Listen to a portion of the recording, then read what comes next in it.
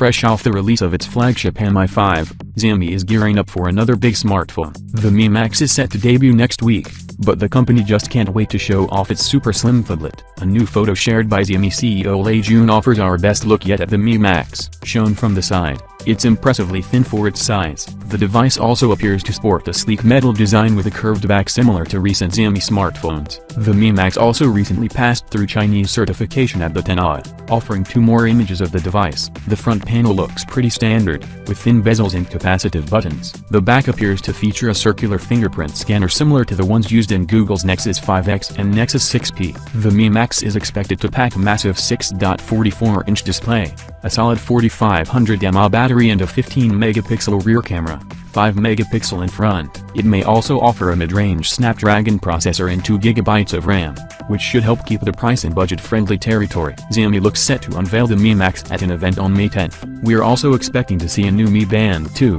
though production issues could keep the fitness tracker from hitting the market for a few more months.